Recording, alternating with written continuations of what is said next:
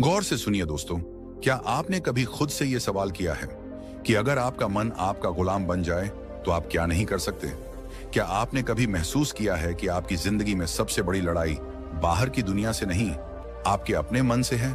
सुबह उठने का मन नहीं करता, कुछ नया सीखने का मन नहीं करता, बुरी आदतें छोड़ने का मन नहीं करता, गुस्सा आ जाता है, मन भटक जाता है, काम का मन नहीं करता, और फिर दिन के अंत में पछतावा होता है कि आज भी खुद से हार गया। कभी सोचा है कि ऐसा क्यों होता है? इस वीडियो में हम उसी गहराई तक उतरेंगे जहां से ये सारा खेल शुरू होता है, आपके मन से। और बात बस समझने की नहीं है, बात है जागने की, सच को देखने की और अपने मन को साधने की। क्योंकि जिसने अपने मन को साध लिया उसने सारा संसार जीत लिया। गौतम बुद्ध ने कहा था, मन ही सब कुछ है, तुम जो सोचते हो वही बन जाते हो। अब जरा सोचिए, अगर आपका मन ही बार बार सोचता है कि मैं कमजोर हूं, मुझे नहीं आता, मेरा ध्यान नहीं लगता, तो वो सोच धीरे धीरे आपका सत्य बन जाती है। और यही है मन की सबसे बड़ी चाल। वो आपकी बनाई हुई आदतों, भावनाओं और यादों का गुलाम बन जाता है और आपको गुलाम बना देता है। मन एक बंदर की तरह है जो हर पल उछलता है, कभी भविष्य की चिंता में तो कभी अतीत के पछतावे में। आपके साथ भी होता है ना? आप कुछ करने बैठते हैं और अचानक मन कोई पुरानी बात याद दिला देता है, कोई दुख, कोई गलती, कोई डर, और फिर आप वहीं अटक जाते हैं, कुछ करते ही नहीं। आपका शरीर वहीं बैठा होता है, पर मन कहाँ होता है कोई नहीं जानता। अब जरा सोचिए, ये वही मन है जो आपको महान बना सकता है अगर आप इसे समझ लें, इसे दिशा दे दें। क्योंकि मन खुद नहीं जानता कि क्या अच्छा है, क्या बुरा है। वो तो बस जिस चीज को आप बार बार दोहराते हो उसी को सच मान लेता है। अगर आप हर रोज खुद से कहते हो, मैं कुछ नहीं कर सकता, मेरा मन नहीं लगता, मेरी किस्मत खराब है, तो मन वही दोहराएगा, वही परोसता रहेगा और आप उसी में डूबते जाओगे। पर अब वक्त आ गया है कि आप इस मन को पहचानो, इसका व्यवहार समझो, इसकी चालाकी पकड़ो और इसे खुद के अधीन करो। मनोविज्ञान कहता है कि हमारे 95% निर्णय हमारे अवचेतन मन से लिए जाते हैं। यानी हम जो सोचते हैं, जो महसूस करते हैं, उसका बड़ा हिस्सा हमें पता भी नहीं चलता, और फिर भी वही हमारे जीवन की दिशा तय करता है। यानी अगर आपने अपने मन को सही प्रशिक्षण नहीं दिया तो वो बिना आपकी मर्जी के आपको वहां ले जाएगा जहां आप कभी नहीं जाना चाहते थे। अब एक बात ध्यान से समझो, अगर आपका मन ही नियंत्रण में नहीं है तो दुनिया का कोई लक्ष्य, कोई रिश्ता, कोई सफलता आपको संतोष नहीं दे सकती। क्योंकि उस सब को जीने के लिए सबसे पहले जिस चीज की जरूरत है वो है मन की स्थिरता। आधुनिक विज्ञान भी यही कहता है, दिमाग की वायरिंग और फायरिंग, यानी आप जैसे सोचते हो वैसे ही आप बनने लगते हो। हर बार जब आप नकारात्मक सोचते हो, आपका दिमाग उसी सोच की आदत डाल लेता है और यही आपकी आइडेंटिटी बन जाती है। अब जरा रुकिए और सोचिए, क्या आप वाकई अपने मन के मालिक हैं या फिर आपका मन ही आपको चला रहा है? यही है वो सवाल जो इस वीडियो की शुरुआत है। क्योंकि जब तक आप इस सवाल का जवाब खुद नहीं ढूंढोगे, तब तक कोई बाहरी ज्ञान, कोई मोटिवेशन, कोई तरीका काम नहीं करेगा। इस वीडियो में हम आपके सामने वो रहस्य खोलने वाले हैं जिसके बाद आप जानोगे कि मन को जीतना क्या होता है और कैसे हर आम इंसान अपने मन की शक्ति को जागृत कर सकता है। और याद रखिए, मन को जीतना कोई एक दिन का काम नहीं है, ये एक अभ्यास है, एक यात्रा है, एक युद्ध है जो हर दिन लड़ा जाता है। लेकिन अगर आप इस युद्ध को समझ लें तो जीत पक्की है। अब हम उस बिंदु पर पहुंच चुके हैं जहां से असली सफर शुरू होगा। इस सफर में हम जानेंगे मन को कंट्रोल करने की 5 सबसे शक्तिशाली विधियां, जो न केवल आपके विचारों को बदलेंगी बल्कि आपके जीवन की दिशा ही मोड़ सकती हैं। तो बने रहिए इस वीडियो के साथ, क्योंकि अब जो आएगा वो सिर्फ जानकारी नहीं, जागृति है। पहली विधि, सकारात्मक आत्मवार्ता, पॉजिटिव सेल्फ टॉक। क्या आपने कभी अपने आप से कहा है, मुझसे नहीं होगा? स्विंगल, मैं हमेशा गलती करता हूं। जेरेनियम, मेरे बस की बात नहीं है। अगर हां, तो आज इस वीडियो को पूरा देखना आपके जीवन की दिशा को बदल सकता है। क्योंकि जिस व्यक्ति से आप सबसे ज्यादा बातें करते हैं वो कोई और नहीं, आप खुद हैं। और यही बातचीत आपके भविष्य की दिशा तय करती है। हमारा मन जो सोचता है वही हम बनते हैं। ये बात सिर्फ कोई मोटिवेशनल डायलॉग नहीं है, ये विज्ञान भी कहता है और ब्रह्मज्ञान भी। मन को कंट्रोल करने की पहली शक्तिशाली विधि है सकारात्मक आत्मवार्ता, यानी अपने आप से सकारात्मक बातें करना। ये कोई मामूली आदत नहीं, ये आपकी आत्मा से सीधा संवाद है। जब हम रोज खुद को नकारात्मक बातें कहते हैं, जैसे मैं कमजोर हूं, मेरे साथ ही ऐसा क्यों होता है, मुझे कुछ नहीं आता, तो हमारा अवचेतन मन, सबकॉन्शियस माइंड उन बातों को सच मानने लगता है। फिर वही बातें हमारी आदत बन जाती हैं, हमारी सोच बन जाती है और धीरे धीरे हमारा भविष्य भी वैसा ही बनने लगता है। मनोविज्ञान कहता है कि हमारा अवचेतन मन हर उस बात को रिकॉर्ड करता है जो हम खुद से बार बार कहते हैं। इसलिए अगर आप खुद से बार बार बोलते हैं मैं हार जाऊंगा, तो आपकी सोच हारने वाली बन जाएगी। और अगर आप खुद से रोज बोलें मैं कर सकता हूं, मैं सीख सकता हूं, मुझे खुद पर विश्वास है, तो आपका दिमाग उसी दिशा में काम करने लगेगा, सफलता की दिशा में। इस आत्मवार्ता का असर केवल आपके आत्मविश्वास पर ही नहीं पड़ता, बल्कि ये आपके शरीर की ऊर्जा, आपके फैसले और आपकी दृष्टि तक को प्रभावित करता है। गौतम बुद्ध ने कहा था, मन ही सब कुछ है, जैसा तुम सोचते हो वैसे ही बन जाते हो। उनकी ये बात आज के विज्ञान से भी मेल खाती है। पॉजिटिव सेल्फ टॉक हमारे न्यूरॉन्स को नए रास्ते बनाने पर मजबूर करती है। यानी जब आप बार बार खुद से अच्छा बोलते हैं तो आपका दिमाग नई संभावनाओं के लिए खुलने लगता है। अब सवाल उठता है, यह सकारात्मक आत्मवार्ता करनी कैसे है? सबसे पहले, हर सुबह उठते ही अपने आप से एक बात जरूर कहिए, मैं आज पहले से बेहतर हूं और हर दिन आगे बढ़ रहा हूं। ये छोटे छोटे वाक्य आपके दिन की दिशा तय करते हैं। दूसरा, जब भी कोई काम मुश्किल लगे तो खुद से ये मत कहो कि मुझसे नहीं होगा, बल्कि कहो ये चुनौती है और मैं इसे सीखने का मौका मानता हूं। इस सोच से आपका डर छंटने लगता है। तीसरा, अगर आप किसी गलती को लेकर खुद को कोसते हो तो उसी समय खुद से कहो, मैं सीखने वाला हूं, गलती मेरी पहचान नहीं है। ये आत्म स्वीकृति आपके मन को बोझ से मुक्त करती है। दुनिया में कोई भी सफलता तब तक नहीं आती जब तक आप खुद पर विश्वास करना नहीं सीखते, और यह विश्वास तब पैदा होता है जब आप खुद से बात करना शुरू करते हैं, सकारात्मक ढंग से। अब यहां एक बात और समझना बेहद जरूरी है। सकारात्मक आत्मवार्ता का मतलब ये नहीं कि आप हर हाल में खुद से झूठ बोलें, बल्कि इसका अर्थ है अपने अंदर की सच्चाई को देखना, समझना और उसे उन्नत दिशा में मोड़ना। अगर आप किसी कमजोरी को पहचानते हैं तो खुद से कहिए, हाँ ये मेरी कमी है, लेकिन मैं इसे सुधार सकता हूं। बस यही सोच आपको हर दिन एक नए स्तर पर ले जाएगी। इस आदत को अपनाने के लिए आप एक छोटा सा अभ्यास कर सकते हैं। रोज रात को सोने से पहले अपने आप से 3 सकारात्मक बातें बोलिए, जैसे आज मैंने खुद पर काम किया, मैं आगे बढ़ रहा हूं, मुझे खुद से प्यार है। ये बातें छोटी लगती हैं, लेकिन यही छोटी बातें आपके अंदर की जंग को जीतने में मदद करती हैं। बुद्ध कहते हैं, खुशी हमारे अपने विचारों पर निर्भर करती है। तो अगर आपके विचार आपके खुद के बारे में नकारात्मक होंगे तो आपके जीवन का हर कोना दुखी लगेगा। लेकिन अगर आप अपने अंदर सकारात्मक ऊर्जा भरते हो तो मुश्किलें भी साधारण लगने लगती हैं। अब ध्यान दीजिए, यह तो सिर्फ पहली विधि थी, मन को नियंत्रित करने की शुरुआत। इस यात्रा में आगे और भी गहराई है, और अब हम प्रवेश करेंगे दूसरी विधि में, जो आपके मन को स्थिरता और गहराई प्रदान करेगी, ताकि आप न केवल सोचें सकारात्मक, बल्कि महसूस करें आत्मिक शक्ति। दूसरी विधि, लक्ष्य निर्धारण, गोल सेटिंग। क्या आपने कभी सोचा है कि मन भटकता क्यों है? क्यों हम अक्सर एक काम शुरू तो करते हैं लेकिन बीच में ही छोड़ देते हैं? क्यों हमारा मन कभी अतीत की यादों में उलझा रहता है तो कभी भविष्य की चिंता में खोया रहता है? इसके पीछे एक गहरी वजह है, अस्पष्टता। मन को दिशा तब मिलती है जब उसे पता हो कि उसे जाना कहां है, और जब यह दिशा नहीं होती तो मन बिल्कुल उस घोड़े की तरह होता है जो खुली जमीन में बेतहाशा दौड़ रहा हो, बिना किसी मंजिल के। इसलिए मन को नियंत्रित करने की दूसरी शक्तिशाली विधि है लक्ष्य निर्धारण। जी हां, स्पष्ट, यथार्थवादी और प्रेरणादायक लक्ष्य। जिस इंसान ने अपने जीवन का उद्देश्य तय कर लिया, उसका मन खुद ब खुद अनुशासित हो जाता है। गौतम बुद्ध ने एक बार कहा था, यदि कोई व्यक्ति एक बाण को निशाने पर चलाता है तो पहले वह जानता है कि निशाना कहां है। उसी प्रकार जीवन को सही दिशा में ले जाने के लिए मनुष्य को पहले अपने लक्ष्य को जानना चाहिए। यह बात सिर्फ बौद्ध दर्शन में नहीं, बल्कि आधुनिक मनोविज्ञान में भी साफ साफ कही जाती है। मनोवैज्ञानिक कहते हैं कि जब आप स्पष्ट लक्ष्य बनाते हैं तो आपका मस्तिष्क एक केंद्र बिंदु ढूंढ लेता है। यह केंद्र बिंदु दिमाग को एक ही दिशा में सोचने, योजना बनाने और मेहनत करने के लिए प्रेरित करता है।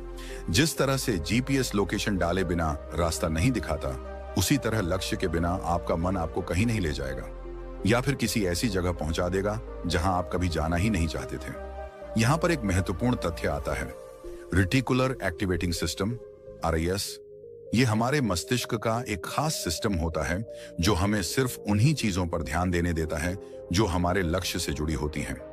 उदाहरण के लिए, अगर आप सोचते हैं कि मुझे एक लेखक बनना है, तो अचानक आपको किताबें, लेखन से जुड़ी जानकारी और अवसर खुद ही दिखने लगते हैं। ये कोई जादू नहीं है, ये आपका लक्ष्य और दिमाग का आपसी तालमेल है। अब सवाल ये है, लक्ष्य कैसा होना चाहिए? कई बार लोग बहुत बड़े बड़े लक्ष्य बना लेते हैं, लेकिन वो इतने धुंधले और अनियोजित होते हैं कि दिमाग उन्हें समझ ही नहीं पाता। इसलिए पहला कदम है अपने लक्ष्य को स्पष्ट और यथार्थवादी बनाना। उदाहरण के लिए, अगर आप कहते हैं मुझे सफल बनना है, तो यह बहुत ही धुंधला लक्ष्य है। लेकिन अगर आप कहते हैं मुझे अगले 6 महीनों में एक किताब लिखनी है, या मुझे 1 साल में एक छोटा बिजनेस शुरू करना है, तो आपका दिमाग उस लक्ष्य को पकड़ पाता है। यहां एक और बात समझना जरूरी है, लक्ष्य केवल मस्तिष्क को दिशा ही नहीं देता, बल्कि भावनात्मक ऊर्जा भी प्रदान करता है। जब हम एक लक्ष्य बनाते हैं और उसे पाने की कल्पना करते हैं, तो हमारे दिमाग में डोपामिन नामक रसायन रिलीज होता है। यह रसायन हमें खुशी, प्रेरणा और एक सकारात्मक ऊर्जा देता है। यानी लक्ष्य केवल मन को रोकता नहीं, बल्कि उसे चलने की सही प्रेरणा भी देता है। अब एक और सवाल उठता है, क्या एक लक्ष्य ही काफी है? तो इसका उत्तर है नहीं। लक्ष्य का विभाजन होना चाहिए, दीर्घकालिक लॉन्ग टर्म, मध्यकालिक मिड टर्म और लघुकालिक शॉर्ट टर्म। क्योंकि जब हम एक बहुत दूर का लक्ष्य बनाते हैं और उसके बीच कोई पड़ाव नहीं रखते, तो हमारा मन थक जाता है और कहता है अभी तो बहुत दूर है, फिर कभी शुरू करेंगे। इसलिए छोटे छोटे पड़ाव होना जरूरी है, ताकि मन को हर पड़ाव पर एक संतुष्टि और प्रगति की भावना मिलती रहे। आप जब एक लक्ष्य तय करते हैं और उस पर काम करना शुरू करते हैं, तो आपका मन विकर्षणों को खुद ही ठुकराने लगता है। जैसे ही आपका ध्यान भटकता है, दिमाग आपको याद दिलाता है हमारा लक्ष्य अभी अधूरा है, और यहीं से शुरू होता है मन पर नियंत्रण। अब सोचिए, एक मन जिसने खुद को एक दिशा में बांध लिया है, वो कितनी शक्ति उत्पन्न कर सकता है।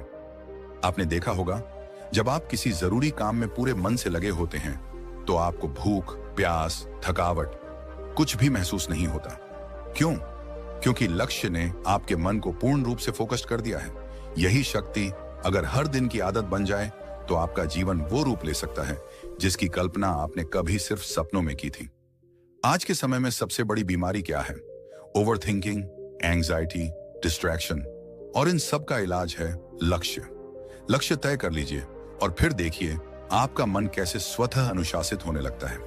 वो हर चीज जो आपका समय बर्बाद कर रही है, वो बेकार लगने लगेगी। मन बार बार आपको खींचकर आपके लक्ष्य की तरफ ले जाएगा। ये कोई चमत्कार नहीं, ये मन की दिशा बदलने की तकनीक है। अब जरा ये विचार कीजिए, अगर एक छोटा सा चुंबक लोहे की सुई को खींच सकता है, तो एक स्पष्ट और सशक्त लक्ष्य आपके मन को कितना खींच सकता है? मन जो अभी तक इधर उधर भागता फिर रहा था, वह धीरे धीरे उस चुंबक यानी लक्ष्य की ओर आकर्षित होने लगेगा। गौतम बुद्ध ने कहा था, मन अत्यंत चंचल है, लेकिन यदि उसे साध लिया जाए, तो वह आपके सबसे बड़े शत्रु को भी मित्र बना सकता है। इस साधना का पहला चरण था आत्मवार्ता और दूसरा लक्ष्य निर्धारण। ये दोनों विधियां मिलकर आपके मन को भीतर से पुनः प्रशिक्षित करती हैं। ये उसे एक नए रास्ते पर चलाना सिखाती हैं, जहां दिशा है, उत्साह है और स्पष्टता है। तो अगर आप चाहते हैं कि आपका मन आपकी बात माने, तो सबसे पहले आप उसे बताइए कि कहां जाना है। फिर देखिए कैसे वो रास्ता खुद बनाने लगता है। और यही से शुरू होती है वास्तविक आत्मशक्ति की यात्रा। दोस्तों, क्या आप जानते हैं कि हमारा मन सबसे अधिक बेचैन तब होता है जब हमारे पास समय की कोई योजना नहीं होती, जब हम हर काम को टालते जाते हैं, जब दिन रात सिर्फ भाग दौड़ बनकर रह जाते हैं, लेकिन फिर भी मन शांति को नहीं छू पाता। तब असल में दिक्कत समय की नहीं होती, बल्कि उस समय के प्रबंधन की होती है। और यहीं से शुरू होती है मन को काबू में रखने की तीसरी शक्तिशाली विधि, समय प्रबंधन। आज हम जिस दुनिया में जी रहे हैं, वहां व्यस्त रहना एक ट्रेंड बन गया है, लेकिन व्यस्त होना और व्यस्तता का प्रबंधन कर पाना, ये दोनों एक जैसी चीजें नहीं हैं। अगर आप दिन भर बहुत कुछ करते रहते हैं, लेकिन अंत में थक कर गिर पड़ते हैं और खुद से ही नाराज रहते हैं, तो यकीन मानिए आप समय को नहीं चला रहे, समय आपको चला रहा है। और जब समय हमें चलाने लगे, तो मन खुद ब खुद बेचैन, चिंतित और थका हुआ महसूस करता है। हमारा मस्तिष्क तब सबसे अच्छा काम करता है जब वह जानता है कि अगला कदम क्या है। मन को दिशा चाहिए, स्पष्टता चाहिए और वह स्पष्टता आती है अच्छे समय प्रबंधन से। जब आप हर काम के लिए एक उचित समय निर्धारित कर देते हैं, जब आप जानते हैं कि किस काम को कब करना है, तो आपका मन खुद ब खुद शांत रहता है, क्योंकि उसे पता है अब कुछ भी अनियंत्रित नहीं है। समय प्रबंधन केवल घड़ी की सुइयों को देखने का नाम नहीं है। यह एक विज्ञान है, एक कला है और साथ ही एक साधना है। अगर आपने इसे साध लिया तो आप केवल अपने दिन को नहीं, अपने जीवन को, अपने भाग्य को और अपने मन को भी साध लेंगे। आधुनिक मनोविज्ञान कहता है कि जब हम अपने दिन की योजना बनाते हैं और उसे फॉलो करते हैं, तो हमारा ब्रेन डोपामिन नामक एक रसायन छोड़ता है जो हमें संतुष्टि और ऊर्जा का एहसास कराता है। यह वही रसायन है जो तब निकलता है जब हम कोई उपलब्धि प्राप्त करते हैं।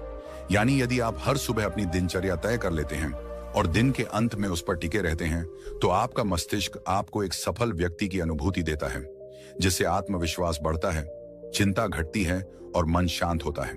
अब बात करें ब्रह्म ज्ञान की, तो हमारे प्राचीन ग्रंथों में भी समय को सबसे बड़ा गुरु माना गया है। वेदों में कहा गया है, कालो ही परमम बलम, अर्थात समय ही सबसे बड़ी शक्ति है।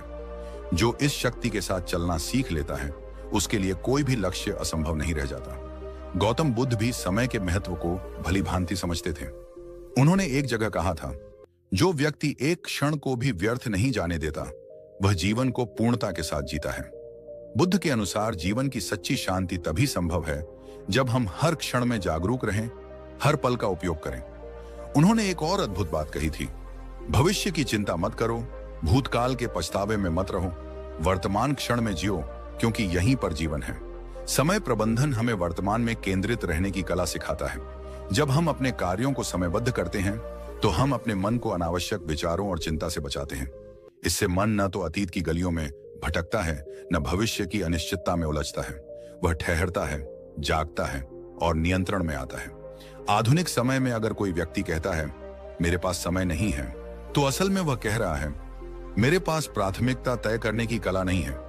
क्योंकि सच ये है कि हम सबके पास एक ही दिन के 24 घंटे हैं।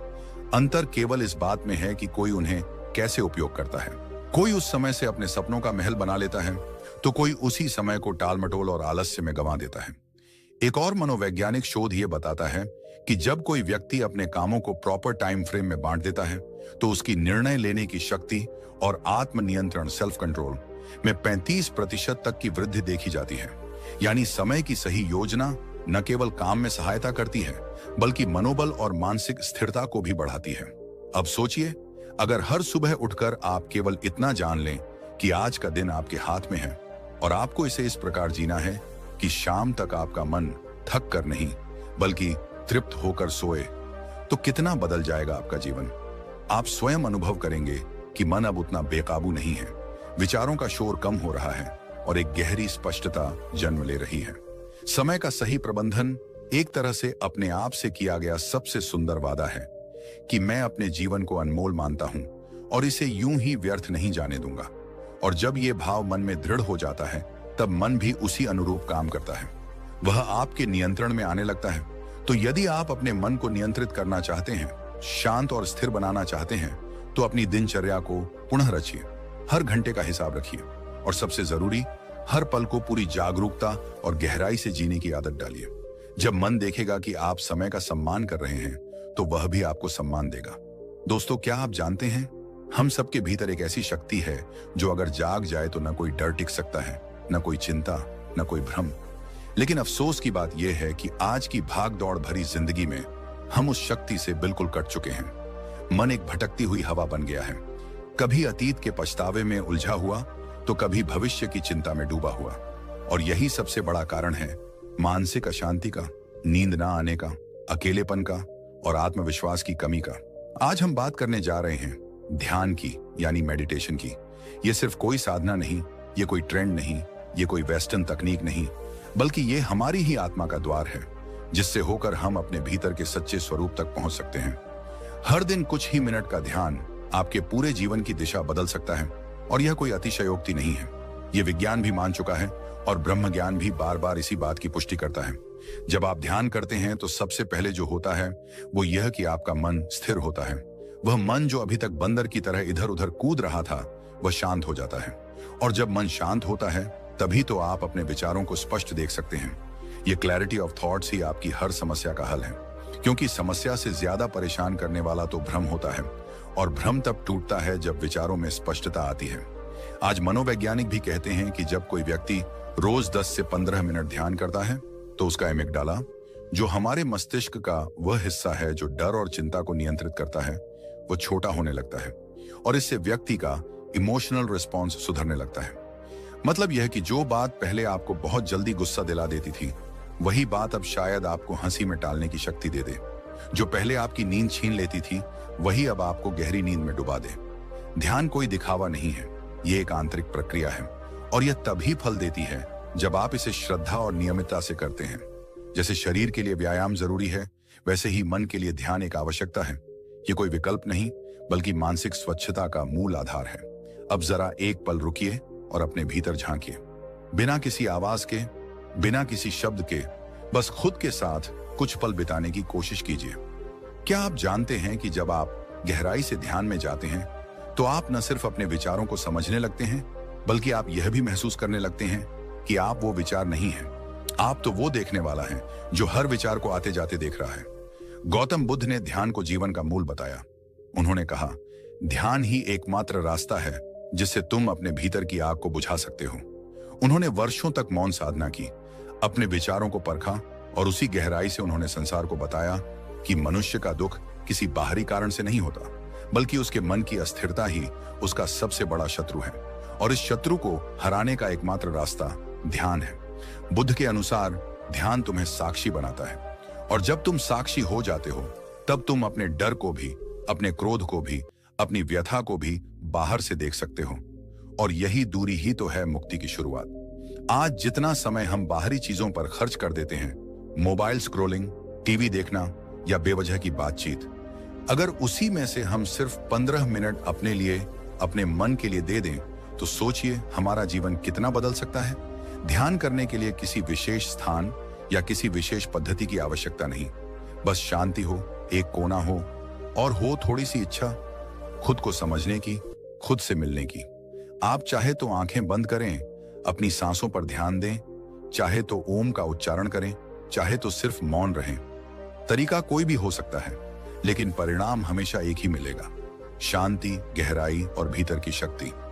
ध्यान हमें सिखाता है कि शांति बाहर नहीं, भीतर है। ध्यान हमें सिखाता है कि समाधान कोई और नहीं देगा, हमें खुद ही खोजना होगा। ध्यान हमें सिखाता है कि जब तक तुम अपने मन पर नियंत्रण नहीं करते, तब तक कोई भी चीज तुम्हें पूरी तरह संतुष्टि नहीं दे सकती, न दौलत, न रिश्ते, न सफलता। और अंत में एक बात जो सबसे जरूरी है, ध्यान कोई एक बार का प्रयोग नहीं है, यह एक निरंतर यात्रा है। जैसे जैसे आप इस यात्रा में आगे बढ़ेंगे, वैसे वैसे आप खुद को उस रूप में जानने लगेंगे जो आप वास्तव में हैं। आप पाएंगे कि आप सिर्फ एक शरीर नहीं, एक नाम नहीं, एक पहचान नहीं, बल्कि आप शुद्ध चेतना हैं, शुद्ध शक्ति हैं। और जब यह बोध हो जाता है, तब मन पर नियंत्रण कोई कठिन कार्य नहीं लगता। तब चिंता मिट जाती है, तब डर भाग जाता है, तब भीतर से आवाज आती है, अब तुम मुक्त हैं। और ठीक यहीं से हमारी अगली विधि की शुरुआत होती है, जो इस शुद्ध चेतना को और अधिक गहराई से पहचानने की ओर हमें ले जाएगी। जब जीवन की आपाधापी हमें थका देती है, जब विचारों का शोर इतना बढ़ जाता है कि अपने ही मन की आवाज सुनना मुश्किल हो जाता है, तब हम अक्सर मानसिक शांति की तलाश में भटकते हैं। हर कोई यही सोचता है, कैसे अपने मन को काबू में लाया जाए, कैसे इस बेचैनी से बाहर निकला जाए, कैसे अपने जीवन को फिर से संतुलित किया जाए। आज हम बात कर रहे हैं उसी खोज के अंतिम पड़ाव की, मन को कंट्रोल करने की 5 शक्तिशाली विधियों में से 5वीं विधि की, जो दिखने में सरल है लेकिन इसके पीछे छुपी है अनंत शक्ति। यह विधि है शारीरिक व्यायाम, यानी रेगुलर फिजिकल एक्सरसाइज। अब आप सोचेंगे कि इसमें ऐसा क्या खास है, क्या वाकई शारीरिक व्यायाम से मन शांत हो सकता है? तो चलिए आज हम इस पर गहराई से बात करते हैं, सिर्फ शब्दों से नहीं, बल्कि विज्ञान, प्राचीन ज्ञान और अनुभव से जुड़े तथ्यों के आधार पर। सबसे पहले यह समझिए कि हमारे मन और शरीर का रिश्ता कितना गहरा है। जब शरीर में कोई बदलाव होता है तो उसका सीधा असर मन पर पड़ता है, और जब मन में कुछ चलता है तो शरीर भी उसका असर झेलता है। इसीलिए अगर आप अपने मन को नियंत्रित करना चाहते हैं तो शरीर को अनदेखा नहीं कर सकते। आधुनिक विज्ञान कहता है कि जब हम व्यायाम करते हैं, चाहे वो तेज चलना हो, योग हो, दौड़ना हो या कोई खेल, तो हमारा मस्तिष्क एंडोर्फिन्स एंडोर्फिन्स नामक रसायन छोड़ता है, जिसे फील गुड हॉर्मोन्स कहा जाता है। यह वही रसायन है जो हमें सुकून देता है, तनाव को कम करता है और मन को स्थिर करता है। यही कारण है कि जो लोग रोजाना व्यायाम करते हैं वे मानसिक रूप से ज्यादा स्थिर, शांत और सकारात्मक बने रहते हैं। अब अगर हम प्राचीन ब्रह्म ज्ञान की ओर देखें तो वेदों और उपनिषदों में भी कहा गया है, शरीर माध्यम खलु धर्म साधनम, अर्थात यह शरीर ही धर्म पालन का पहला साधन है। जब शरीर स्वस्थ होगा तभी मन भी अनुशासित होगा और जीवन का लक्ष्य प्राप्त कर पाना संभव होगा। गौतम बुद्ध के जीवन में भी इसका विशेष महत्व देखने को मिलता है। बुद्ध ने अपने शिष्यों को केवल ध्यान और उपदेश ही नहीं दिए, बल्कि उन्हें नियमित रूप से चलने, शरीर को सक्रिय रखने और अपने शरीर के साथ अपने मन का भी ध्यान रखने की शिक्षा दी। जीवन में मध्य मार्ग अपनाओ, ये बुद्ध का सबसे बड़ा संदेश था। न तो शरीर को इतना थकाओ कि वह टूट जाए और न ही उसे इतना आराम दो कि वह जड़ हो जाए। संतुलन ही असली साधना है। ध्यान दीजिए, जब आप थके हुए होते हैं, तनाव में होते हैं या क्रोध में होते हैं तो आपका शरीर कैसा हो जाता है? आपकी सांसें तेज चलने लगती हैं, मांसपेशियां कस जाती हैं, नींद उड़ जाती है और पेट में गड़बड़ी होने लगती है। यह सब शरीर के अंदर का संकेत है कि मन ठीक नहीं चल रहा। लेकिन जैसे ही आप व्यायाम करते हैं, श्वास गहरी होती है, शरीर में ऊर्जा दौड़ती है, नींद सुधरती है और मन हल्का लगने लगता है। इसका एक और गहरा पक्ष है जो बहुत कम लोग समझते हैं। जब आप व्यायाम करते हैं तो आप अपने शरीर से जुड़ते हैं। उस क्षण आप वर्तमान में होते हैं, अभी और यही है being in the present moment, जो कि ध्यान का सबसे मूल सिद्धांत है। और जब आप इस तरह से हर दिन अपने शरीर के साथ उपस्थित रहते हैं तो धीरे धीरे आपका मन भी आपके नियंत्रण में आना शुरू करता है। व्यायाम का मतलब सिर्फ जिम जाना या भारी वजन उठाना नहीं है। यह तो आपकी दिनचर्या का एक हिस्सा बन सकता है, जैसे सुबह की सैर, सूर्य नमस्कार, प्राचीन योगासनों का अभ्यास या यहाँ तक कि खेतों में काम करना भी एक तरह का व्यायाम है। सवाल यह नहीं है कि आप क्या करते हैं, सवाल यह है कि आप कितनी नियमितता से करते हैं और कितनी श्रद्धा से करते हैं। और एक बात हमेशा याद रखें, जब आप अपने शरीर को रोज सुधारते हैं तो आप अनजाने में अपने मन को भी एक नई मन को नियंत्रित करना कोई एक दिन का काम नहीं है। ये एक यात्रा है, आत्मज्ञान की, अनुशासन की और अपने भीतर की शक्ति को पहचानने की। जब आप अपने मन को समझना शुरू करते हैं, उसे दिशा देना सीखते हैं, तो आप खुद महसूस करेंगे कि जीवन में कितनी शांति, स्पष्टता और ऊर्जा आ गई है। आज से ही छोटी शुरुआत करें, ध्यान करें, अपनी सांसों पर ध्यान दें, अपने विचारों को देखें और हर दिन खुद से जुड़ने का प्रयास करें। एक दिन, 2 दिन, 1 हफ्ता और धीरे धीरे आप अपने भीतर के उस मौन को महसूस करेंगे जो अब तक बाहर की दुनिया के शोर में खो गया था। और याद रखिए, मन पर विजय ही जीवन की सबसे बड़ी जीत होती है। अगर आपको यह वीडियो पसंद आया हो, अगर आपको इससे कुछ सीखने को मिला हो, अगर इन बातों ने आपके मन को छुआ हो, तो कृपया इस वीडियो को लाइक करें, अपने दोस्तों और परिवार के साथ शेयर करें और हमारे YouTube चैनल को सब्सक्राइब करें। आपका एक एक सब्सक्राइब हमें प्रेरणा देता है कि हम आपके लिए और भी गहरा और भी सार्थक ज्ञान लेकर आए। हमारा उद्देश्य सिर्फ वीडियो बनाना नहीं, बल्कि आपके जीवन में एक सकारात्मक बदलाव लाना है। तो जुड़िए हमारे साथ इस आत्मविकास की यात्रा में, क्योंकि आने वाले वीडियो में हम बात करेंगे एक ऐसे विषय पर जो आपके जीवन के हर कोने को रोशन कर सकता है। धन्यवाद। शांत रहिए, जागरूक रहिए और अपने भीतर की शक्ति को पहचानते रहिए।